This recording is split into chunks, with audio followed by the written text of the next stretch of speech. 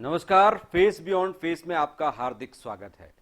मित्रों, आज हमारे साथ हैं भारतीय जनता पार्टी के वरिष्ठ नेता, प्रदेश प्रवक्ता, पूर्व कैबिनेट मंत्री डॉक्टर हितेश वाजपेयी। डॉक्टर वाजपेयी, जैसा कि उनके नाम के आगे डॉक्टर लिखा है, वो वास्तव में एक चिकित्सक हैं। चिकित्सक से वो सरकारी नौकरी में आए, फिर राजनीति में आए। राजनीति में भी उनके बहुआयामी व्यक्तित्व देखने को मिले। पार्टी का पक्ष लेने के साथ साथ वो विपक्ष पर कड़ा प्रहार भी करते हैं। उनके व्यंग, सटायर चर्चित होते हैं। लंबे समय से पार्टी का पक्ष रख रहे हैं। प्रदेश मीडिया प्रभारी भी रह चुके हैं। पार्टी ने विभिन्न दायित्व दिए और जो भी दायित्व उन्हें मिले, उन्होंने जिम्मेदारी से उसका निर्वहन किया। डॉक्टर वाजपेयी, आपका बहुत बहुत स्वागत बहुत है। बहुत धन्यवाद अतुल भाई। जी डॉक्टर साहब, फेस बियॉन्ड फेस, एक चेहरे के पीछे कई चेहरे होते हैं और हम आपके व्यक्तित्व का जब अध्ययन करते हैं, देखते हैं, तो आपके व्यक्तित्व में कई व्यक्तित्व, कई चेहरे छिपे हुए हैं। कभी आप चिकित्सक के रूप में नजर आते हैं, कभी आप आहार विशेषज्ञ के रूप में नजर आते हैं। आपने एक दवाखाना भी खोल रखा है जिसमें सियासी मर्ज को आप सामने लाते हैं, उसका इलाज भी बताते हैं। फिर आप नेता के रूप में हैं, प्रवक्ता के रूप में हैं, व्यंग्यकार भी आपके अंदर दिखता है। तो इतने सारे व्यक्तित्व के साथ आप कैसे आगे बढ़ पाते हैं? देखिए, जब आप तय करते हो कि आपको जनता के लिए काम करना है, लोगों के लिए काम करना है, लोगों की आवाज बनना है, जी। तो लोगों की आवाज बनना इतना आसान नहीं होता अतुल भाई। हम्म। क्योंकि आपको ऐसी आवाज बनना पड़ता है जो सुनी जाए जी। और वो समाधान का हिस्सा बने।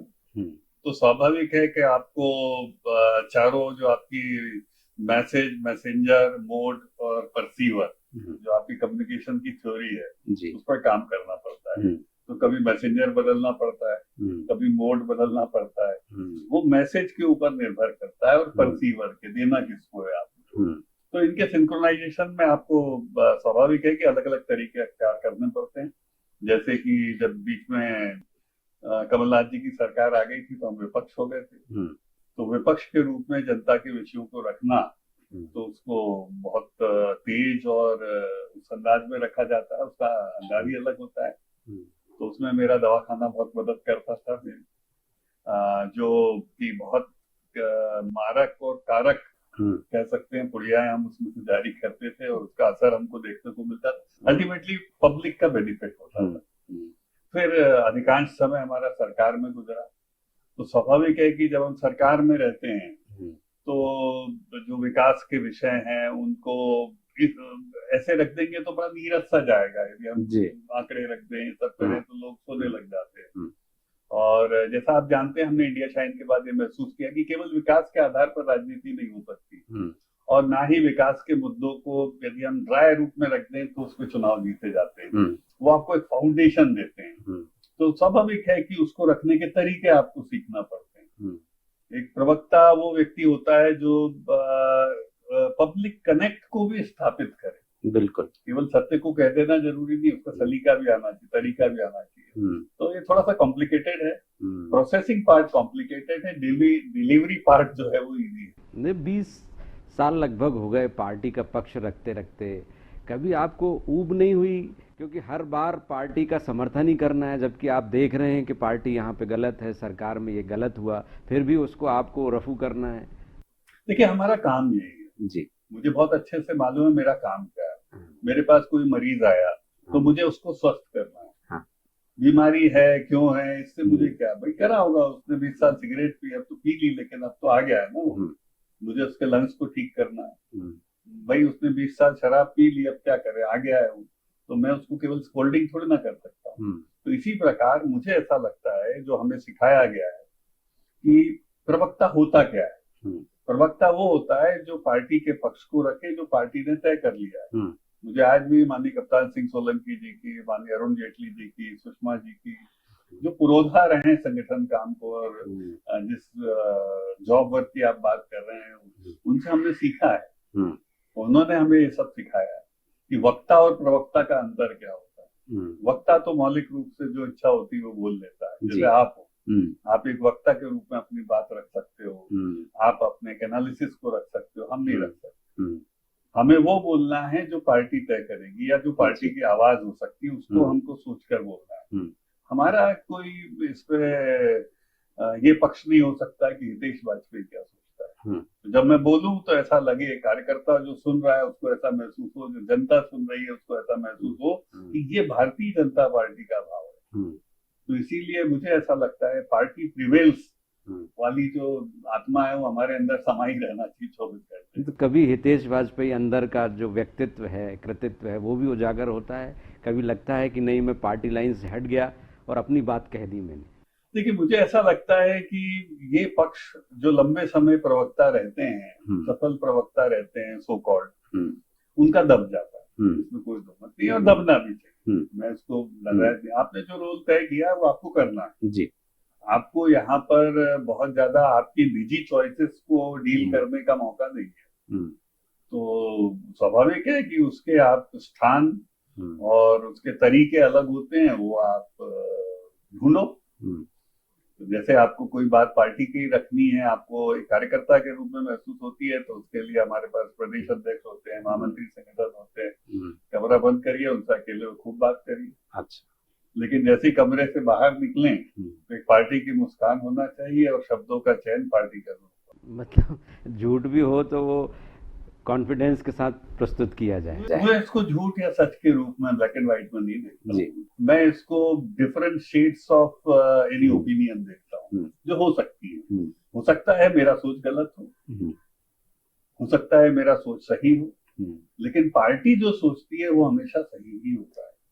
आप स्थानीय चैनल से लेकर राष्ट्रीय चैनल तक बैठते हैं, इंटरनेशनल मीडिया में भी कई बार आप बैठे, तो संवाद की जगह डिबेट विवाद का मंच बन गई है और लोग बहुत देखते तो हैं लेकिन कोसते भी हैं डिबेट को कि ये क्या चल रहा है, ये डिबेट का मंच है या विवाद का, और इस तरह का हुड़दंग। देखिए तो भाई, आपको भी मैंने देखा बहुत लंबे समय से, आपने भी सारे दौर में से आप गुजरे हैं, तो एक आपके पास तरीका है कि इस सबको आप क्रिटिसाइज करिए, अच्छे को अच्छा कहिए, बुरे को बुरा कहिए, और दूसरा ये है कि जैसा परिवेश हो ऐसा काम करिए। तो while you are in Rome, do as Romans do. तो आप जैसे शो में बैठे हैं, जैसा एंकर है, जैसी चर्चा हो रही है, वैसा आप भी करिए। दर्शक जैसा सुनना चाहते हैं उस स्वरूप में अपनी बात को रखिए। कई बार देखिए दर्शक भी है ना, मैंने बताया ना, बहुत नीरस तरीके के ज्ञान को पसंद नहीं करते हैं। तो क्या होना चाहिए, इंफॉर्मेशन प्लस एंटरटेनमेंट चाहिए। अब आपको पसंद हो नहीं पसंद, दर्शक वही पसंद करते हैं, तो इसको मैं बोलता हूँ इंफोटेनमेंट चाहिए। तो आपको अपनी इंफॉर्मेशन एंटरटेनमेंट के अंदाज में, आपको कहावतों के, मुहावरों के, कटाक्ष के अंदाज में आपको इंफॉर्मेशन रखनी है, क्योंकि वही चलेगी, उसी को टीआरपी मिलेगी। तो इसी को तो तरीका हम कहते हैं कि भाई जैसा लोग सुनना चाहते हैं, जो गाना वो सुनना चाहते हैं वो बजाना है जी।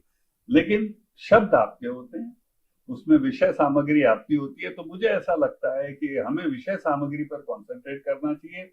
तरीके जो हैं वो परसीवर पर निर्भर करता है, मोड पर निर्भर करता है, बाकी जो पिलर उससे करता है।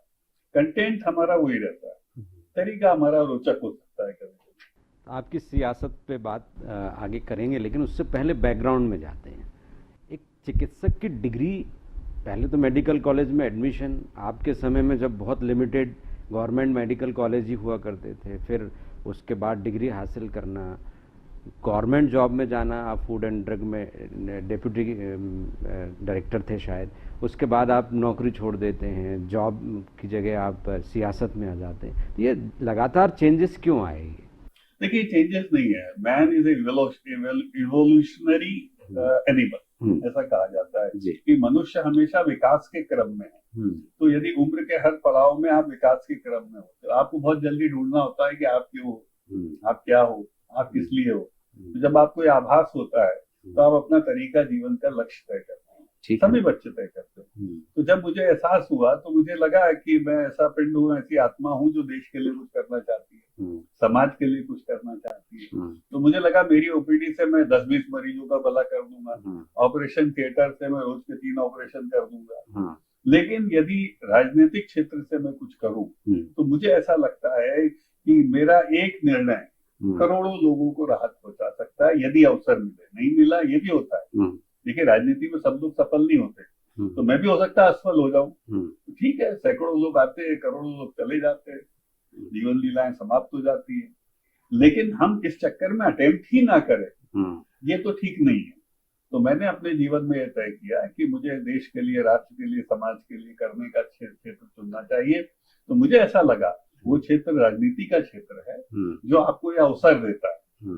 मिले ही आवश्यक नहीं, फिर कह रहा हूँ, क्योंकि बहुतायत को नहीं भी मिलता, लेकिन ये अवसर देता है जहां से आप यदि एक भी फैसला ठीक ले पाते हो तो बहुत लोगों की वो मदद कर जाता है। तो वो करने का मैंने प्रयास किया। जैसे कॉर्पोरेशन में जब मैं था तो हमने लक्ष्य लिया कि मैं एक मुट्ठी भर गेहूं उठाऊं यदि किसी भी दुकान से, तो उसमें कंकड़ नहीं आना चाहिए। इसीलिए मैंने उस पर काम किया। और खबर क्या बनी, एक दिन जाके खबर ये बनी अतुल भाई कि एक गोडाउन में 10 बोरी कंकड़ मिले, 10 बोरियों में। तो आप सोचिए कि लाखों करोड़ों क्विंटल गेहूं में से हम इस लेवल पे आ गए कि कहीं यदि 10 बोरी खराब निकलती तो वो खबर बनने लगे। ये हमारा अचीवमेंट था। तो मुझे लगता है कि यदि आप ये तय करते हो तो लाखों करोड़ों लोगों के मतलब आप सोचिए 1.5 करोड़ फैमिलीज थी जिनके घरों में अनाज जा रहा है।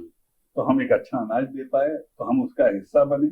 हमें तारीफें नहीं चाहिए, लेकिन वो कर पाने का जो सुकून होता है ना अतुल भाई, वो जिंदगी भर रहता था। तो मुझे ऐसा लगता है कि करोड़ों लोग शायद आप लोगों की प्रतीक्षा कर रहे हैं कि आप उनके लिए कुछ कर पाए। तो ये बीजेपी में आने का निर्णय या सियासत में आने का निर्णय आपका स्वयं का था? आपने कहीं आवेदन किया था या कहीं से आपके पास ऑफर आया था कि आप आइए? नहीं, ये तो मेरे ही चुना हुआ रास्ता था जी। और जैसा मैंने बताया, चूंकि मुझे इस रास्ते पर चलना था, राजनीतिक दलों के रूप में, विचारधारा के रूप में, ये वाकई में एक देशभक्तों का टोला है। यहाँ पर आके हम एक लोभ लिप्सा लालच की राजनीति नहीं करते हैं। बहुतायत यहाँ पर देशभक्ति की, राष्ट्र प्रेम से संबंधित बातें। अटल जी के भाषण सुनते सुनते हम पार्टी में आ गए और किया उन्होंने, जीवन भर दिखाया। आज हम देख रहे हैं, आप नोटबंदी से लगा के ऑपरेशन सिंदूर तक देख लीजिए, अद्भुत कार्यकाल मोदी जी का रहा है। हमें अच्छा लगता है कि हम उनकी फोर्स का हिस्सा हैं। और 2014 में जब उनकी शुरुआत हुई थी तो मैं मीडिया इंचार्ज ही था स्टेट का। तो मुझे भाग्य से वो अवसर मिला जब हमने उनका मीडिया कैंपेन चलाया, जब वो पहली बार प्रधानमंत्री बनने जा रहे थे, फिर बने। तो हमें खुशी होती है कि हमने देश को एक प्रधानमंत्री ऐसा देने की प्रक्रिया का हम हिस्सा बन पाए। ये सेटिस्फेक्शन मिलता है। तो मुझे लगता है कि ये बहुत बड़ी चीज होती है कि आपको जीवन में ऐसा कुछ करने का अवसर मिले। तो भारतीय जनता पार्टी का हिस्सा बनके हमने वो सब एक सुखद अनुभव को प्राप्त किया जो हम करना चाहते थे। तो मुझे लगता है that opportunity is being given by the BJP and I am really happy to join BJP. तो बीजेपी में आके आप सफल हुए या असफल? देखिए, सफलता असफलता तो तब काउंट होगी जब जर्नी समाप्त हो जाएगी। तो जिस दिन जर्नी समाप्त हो जाएगी अतुल भाई, उस दिन एक कार्यक्रम आप हमारे ऊपर रख लेना और आपको हम कहीं से सुनेंगे। तो जर्नी अभी कहाँ तक पहुंची? अभी कितना और हासिल करना बाकी है? क्या आपके लक्ष्य रहे? Show is still going on. I am very positive about that. और आज डॉक्टर मोहन यादव जी के नेतृत्व में हमारी सरकार बहुत अच्छा काम कर रही है और हम भी उम्मीद करते हैं कि हम उन अच्छे कामों का एक उपक्रम बनेंगे और उसके लिए लालायित भी हैं और आशान्वित भी हैं। और स्वाभाविक है कि केंद्र में और राज्य में जब दोनों सरकारें अच्छा काम कर रही हैं तो हर कार्यकर्ता उन कामों का हिस्सा भी बनना चाहता है। जिससे एक अंजुली जो वो डाल सकता है वो भी डाले। नेतृत्व तो दोनों आपके सामने है। It's a good time for us और मुझे लगता है कि जल्दी ही शायद हम उसका हिस्सा भी बने। पर इसमें देखने में आया कि जो प्रवक्ता हैं, पार्टी का पक्ष रखते हैं या अन्य ऐसी भूमिकाएं जो पर्दे के पीछे होती हैं, उनको मौके कम मिलते हैं। आपने 4 मुख्यमंत्री देखे बीजेपी के। पार्टी के लिए समर्पण जिस हद तक देखा गया आपका और जिस तरह से आपने पार्टी का पक्ष रखा, क्या पार्टी ने पूरा ख्याल रखा है? आपका भी संतुष्टि पूरी तरह है? ये खुल के बता पाएंगे? देखिए, मैं आपको बहुत खुल के बोलूंगा जी। राजनीतिक कार्यकर्ता को एक बात हमेशा ध्यान रखना चाहिए, ग्रीडी नहीं होना चाहिए। जैसे धन तक ग्रीड होती है, ऐसी पॉलिटिकल ग्रीड होती है। एम्बिशंस रखना बुरी बात नहीं, ग्रीड नहीं होना चाहिए। तो एम्बिशंस आप पूछोगे तो हर एक कार्यकर्ता की होती है कि मुझे शासकीय पदों से नवाजा जाए, मुझे ऐसी भूमिका में लाया जाए जो राजनीतिक रूप से महत्वपूर्ण मानी जाती है, चाहे वो संगठन की हो चाहे। तो एम्बिशन रखना चाहिए और एम्बिशन के अगेंस्ट योग्यताएं, क्षमताएं, दक्षताएं, उसमें वृद्धि भी करना चाहिए। संपर्कों का विस्तार करना चाहिए। और एक सकारात्मक एटीट्यूड बहुत जरूरी है, क्योंकि राजनीति साहब अतुल भाई बहुत कठिन क्षेत्र है। आप कभी सोचना, ये दो चीजें बहुत महत्वपूर्ण है राजनीति में। राजनीति पूर्ण रूप से असुरक्षित है, जो शब्द आपने जो चाह रहे थे आप बात में कह रहा हूँ, और पूर्ण रूप से अनिश्चित भी है, पर इसी में ही आपकी संभावना है। आज आपके सामने हम इस परिस्थिति में बैठे हैं, कल न जाने क्या हो, ठीक है। इसको आप नकारात्मक रूप से भी ले सकते हैं, पर सकारात्मक भी ले सकते हैं। भारतीय जनता पार्टी वो दल है, वो किसी भी कार्यकर्ता को कब कौन से पद से नवाज दे आप भी जानते हैं। तो मैं तो इसको अवसरों की उपलब्धता मानता हूँ। हम कांग्रेस नहीं है कि मैं अपने केवल पिता की वजह से ही जाना चाहूंगा, या मेरे पास धन कितना है उससे मैं जाना चाहूंगा। तो मुझे ऐसा लगता है कि यहाँ पर मेरी एक अपर एज है, और मैं इसको नकारूंगा नहीं। एम्बिशियस हर कार्यकर्ता की तरह मैं भी हूँ, लेकिन लालची नहीं होता है। देखिए, लेकिन राजनीति में आम जनता का जो परसेप्शन है वो बता रहा हूँ कि लोगों का ये मानना है कि राजनीति में ईमानदारी, शुचिता, कर्मठता ये सब आईसीयू में है, और आप बेहतर ढंग से जानते हैं क्योंकि आप डॉक्टर भी हैं। देखिए, राजनीति शब्द ही ऐसा है कि वाकई में आम धारणा इस प्रकार की होती है, लेकिन मेरा मानना ये है कि देखिए, ये संसार जो चल रहा है ये सात्विक लोगों की ताकत से चल रहा है, पर इसका अर्थ ये नहीं है कि इसमें तामसिक लोग नहीं है। तो समाज में भी स्थिति यही है। आप डॉक्टर्स में जाओ तो सारे डॉक्टर्स ईमानदार हैं क्या? नहीं है। आप भी स्टोरी करते हैं ना जी, बिल्कुल। और मैं तो उस फ्रेटर्निटी को बिलोंग करता हूँ, लेकिन हाँ, उसमें कुछ ऐसे लोग हैं जो वैल्यू बेस्ड प्रैक्टिस करते हैं, जो संवेदनाओं के आधार पर पीड़ित मानवता की सेवा करते हैं, शोषण के आधार पर नहीं करते। उनकी वजह से ये प्रोफेशन पूजा जाता है। ऐसे ही राजनीति में कोर वैल्यू राष्ट्र प्रेम, देशभक्ति, नैतिकता की होती है, और यही कारण है कि आज भारतीय जनता पार्टी तीसरी बार, चौथी बार, पांचवी बार सरकार बना रही है। और क्यों बना रही है?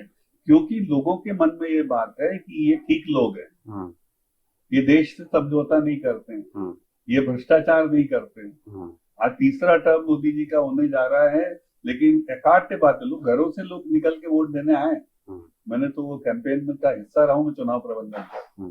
हमने देखा इस बात को कि हम मोहल्ले में जाएं या न जाएं, लोग निकल के आके मोदी जी को वोट करते हैं। तो मोदी जी और उनका तीसरी बार इतना बड़ा जनमत लेकर जीतना, तीसरी बार, मजाक हमारा उड़ाते हैं 240 और 400 उड़ा दे दो, लेकिन उसके बाद भी तीसरी बार जीतना आपके प्रश्न का जवाब है। यदि आप नैतिक रूप से मजबूत हैं, राष्ट्रभक्त हैं, ईमानदार हैं, तो पब्लिक उसको रिकॉग्नाइज करती है। तो जब वो मोदी जी के लिए हो सकता है, तो वो मेरे लिए भी हो सकता है, और मेरी पार्टी के किसी भी नेता के लिए हो सकता है। तो मेरा मानना ये है कि हम राजनीति में नैतिकता, शुचिता को नकार नहीं सकते। पर मध्य प्रदेश के संदर्भ को लें, चलिए राष्ट्रीय स्तर पर हम न देखें, मध्य प्रदेश में तो अमूमन यही धारणा बन रही है, कार्यकर्ताओं से भी जब हम बात करते हैं कि थैंकलेस सर्विस है। सत्ता की मलाई खाने वाले लोग कुछ और हैं, और संघर्ष करने वाले कार्यकर्ता, आप जैसे लोग, पदाधिकारी लगे रहते हैं, लेकिन वो मुकाम, वो स्थिति उनको नहीं प्राप्त होती जिसके हकदार हैं। बहुत अच्छा सवाल है आपका, और इस सवाल को मैं चाहूंगा कि जो लोग डॉक्टर्स हैं, इंजीनियर्स हैं, या अपने आप को बुद्धिजीवी मानते हैं, पैसे वाले धनाढ्य हैं, व्यापारी हैं, और जो राजनीति को दूर रखना चाहते हैं, हम तो दूर रहेंगे, उनके लिए बहुत अच्छा सवाल है कि राजनीति में क्यों आना। राजनीति में अतुल भाई हम उसके लिए आते हैं जो चल के वल्लभ भवन तक नहीं आ सकता, जो अंधेरे में बैठा है, जिसके घर में बिजली नहीं। हम अपने लिए नहीं जा रहे हैं। जिस दिन कार्यकर्ता ये सोचेगा कि मैं अपने लिए गया हूँ, हितेश वाजपेयी जाएगा तो कोई कुर्सी छोड़ देगा, हितेश वाजपेयी दफ्तर गया तो बहुत बड़ा डॉक्टर है, उसको पहले पद दिया जाना चाहिए, वो बहुत अच्छा वक्ता है, वो फलाना है, दिखाना है, तो माला पहले उसकी डालना चाहिए, या उसको माला डालने का अवसर मिलना चाहिए। हो सकता है ये सब नहीं मिले, हो सकता है हॉल में जगह नहीं मिले बैठने की, लेकिन हमेशा ध्यान रखो, आप उस राजनीति में आए हो, कार्यालय में आए हो, सरकार में आए हो, किसके लिए?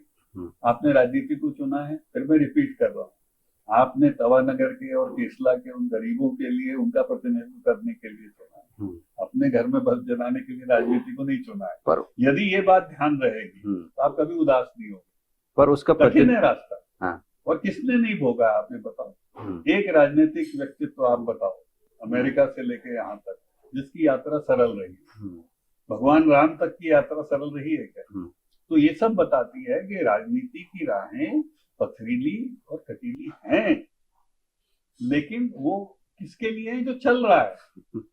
लेकिन जिसके लिए राजनीति कर रहा है, राम राज्य उसके लिए आता है। भगवान राम के लिए राम राज्य नहीं आता है, वो पब्लिक के लिए आता है। तो हमेशा कोशिश, अटल जी ने पूरा जीवन लगाया, जनता के लिए लगाया। आज वो चले गए, क्या छोड़ गए?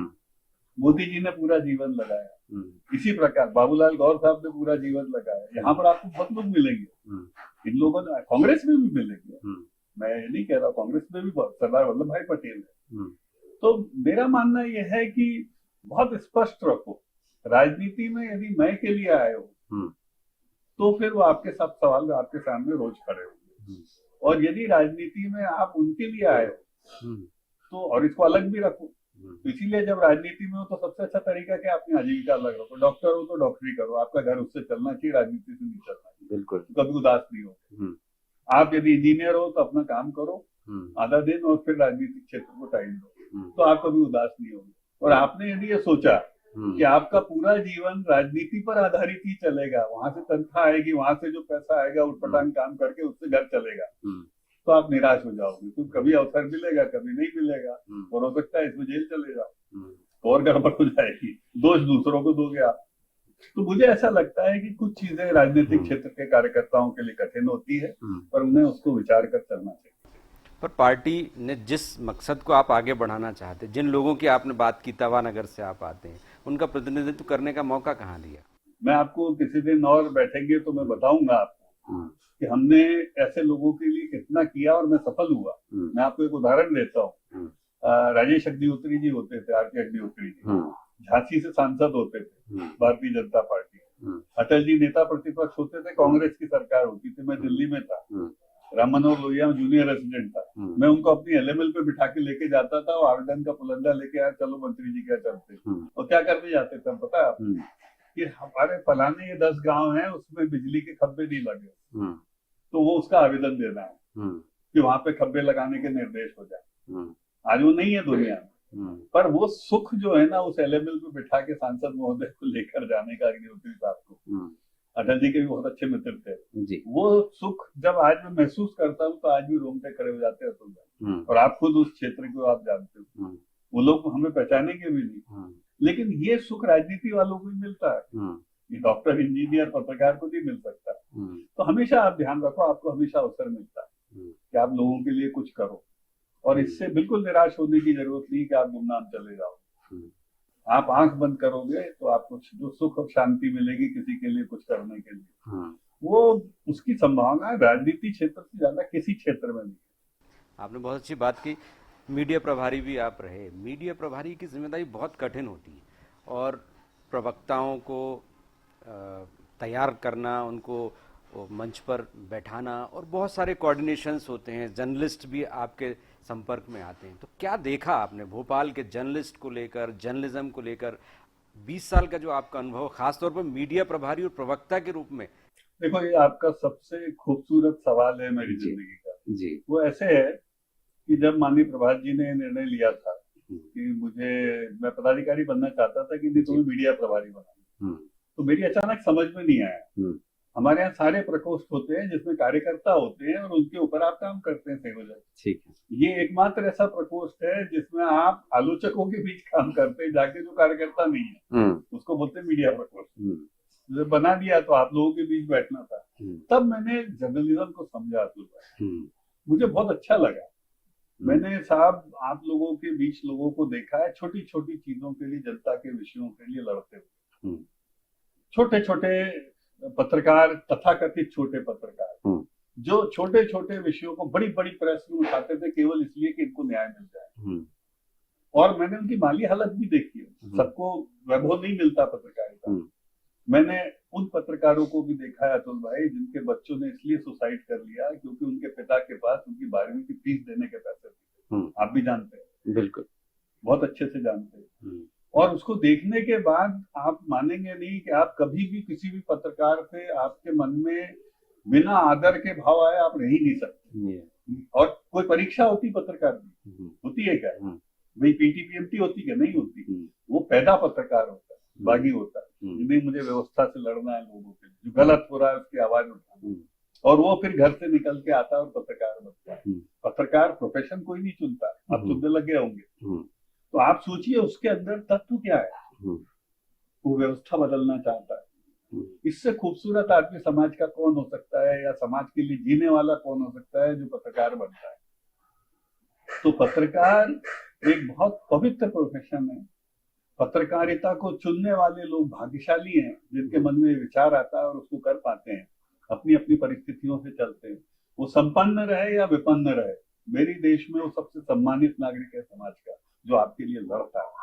दिल्ली में तो गोदी मीडिया एक नैरेटिव बन गया। एमपी के लिहाज से देखें, मध्य प्रदेश के पत्रकारों में क्या इस तरह के पत्रकार दिखाई दिए? क्योंकि आप सत्ताधारी दल से हैं, शायद कहना मुश्किल होगा, गोदी मीडिया जैसा कॉन्सेप्ट यहाँ भी चलता है क्या? देखिए, हर फील्ड में हर प्रकार के लोग होते हैं। ये सृष्टि पूरी तीनों गुणों से मिलकर बनी है, रजोगुण, सतोगुण, तमोगुण। तो इसका संतुलन हर प्रोफेशन में भी मिलता है। पत्रकारिता में भी है, राजनीति में भी है, डॉक्टरी में भी है, ठेकेदारों में भी है, सब में होता है। तो इससे नाराज होने की क्या बात है, वो ना उसमें उलझने की बात है। आप अपने स्वभाव को समझो कि तीनों में से किस गुण के अधीन आप राजनीति या पत्रकारिता में हो, और उस गुण को पोषित करो। तो हाँ, पत्रकारों में भी तीनों गुणों से, तो ऐसा थोड़ी ना पत्रकारों में सात्विक लोग कम है। आज भी ऐसे लोग हैं, जो अमिताभ बच्चन का डायलॉग है ना, जो फेंके हुए पैसे नहीं उठाते। और आप मानेंगे नहीं, उनसे मेरी कट्टर दोस्ती है, आप भी जानते हैं। आपके प्रशंसक अब आपके बारे में जानना चाहते हैं। आखिरी सवाल आपके स्वयं के को लेकर, अपने स्वयं के व्यक्तित्व के लिए, कृतित्व के लिए, भविष्य के लिए क्या सोच रखा है? लोगों को आप क्या बताना चाहेंगे कि अब डॉक्टर हितेश वाजपेयी आगे किस रूप में नजर आएंगे? देखिए, मैं अभी जो काम पार्टी के लिए कर रहा हूँ, वो मेरा लगभग जैसे 15 साल के करीब मुझे हो गए हैं आप लोगों के बीच काम करते हुए। तो मुझे परसेप्शन मैनेजमेंट को लेके, मीडिया को लेके, धारणा प्रबंधन को लेके मुझे मजा आने लगा, और आपके बीच रहते आप लोगों से रिश्ते मजबूत हुए हैं। तो मैं इस काम का हिस्सा बना रहूं। पद जरूरी नहीं है, यही मेरे लिए एक बहुत बड़ी बात है। और एक प्राइमरी कोर सेक्टर, जो पोस्ट कोविड मेरा निर्णय है कि हेल्थ केयर सेक्टर से मुझे जुड़े रहना है। तो किस प्रकार मध्य प्रदेश को और भोपाल को हम बहुत अच्छी आईसीयू केयर दे सकते हैं, हम लोगों के मददगार साबित हो सकते हैं कहीं पर भी होता है। ऐसे इंस्टीट्यूशंस ग्रो करना, और हेल्थ केयर में जो एडवांसमेंट आ रहा है उसमें मध्य प्रदेश पीछे नहीं रहे। तो उसके लिए अपनी आवाज उठाते रहना, अपने तरीके से सरकार में उस बात को रखते रहना, ये 2 सेक्टर मेरे लिए पर्याप्त है। तीसरा मेरा पारिवारिक फ्रंट है, तो मुझे लगता है उसको परिवार में रहना। जी बिल्कुल, तो बहुत बहुत धन्यवाद डॉक्टर वाजपेयी, डॉक्टर हितेश वाजपेयी। उनका वाकपटुता का जवाब नहीं, और आपने पूरा इंटरव्यू देखा ही होगा किस तरह से उन्होंने पार्टी का पक्ष रखा, अपने बारे में भी सारी बातें खुलकर कहीं। बहुत बहुत शुभकामनाएं आपको अग्रिम भविष्य के लिए। फेस बियॉन्ड फेस में आज इतना ही। नमस्कार।